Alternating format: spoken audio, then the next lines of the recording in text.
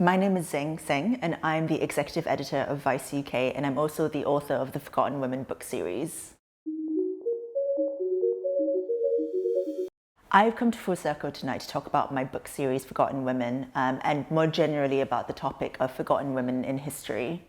I think what I found when researching and writing the Forgotten Women book series is that the things that we're up against now as women are nowhere near half as bad as the things that women in the past were up against. Just for context, I was writing the book around the time of Donald Trump being elected, the Women's March, all these kind of big tumultuous events in women's rights that I think made a lot of people question what kind of progress had been made so far.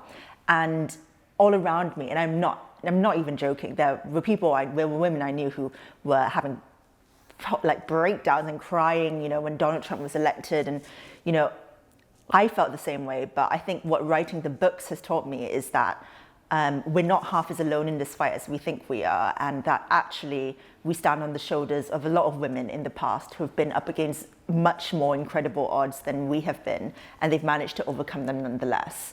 The only tragedy is that really we don't get to hear enough about them. And that's where the books comes in. So I think my message to policymakers, and there's one about policy and then there's one about them as people in the workplace. If you are a man, and I read this really recently in the Financial Times, so I cannot take credit for this. If you are a man, the best thing you can do is to tell a woman at your level what you earn as a salary. And there's an amazing article in the FT about this, is written by a woman who argues that this is the most revolutionary act that a man can do to support women in the workplace. And I'm quite tempted to agree.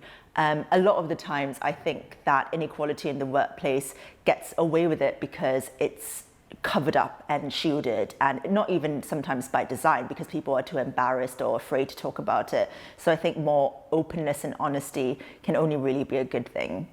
And in terms of policy, I would argue that people need to start making policy with the very, very, very poorest and lowest in society in mind. So I think that, and I know this from personal experience because I have a lot of friends in academia who actually are in government themselves, you get stuck in an echo chamber where you don't really start to think about who your policies are actually affecting, who you're actually speaking to.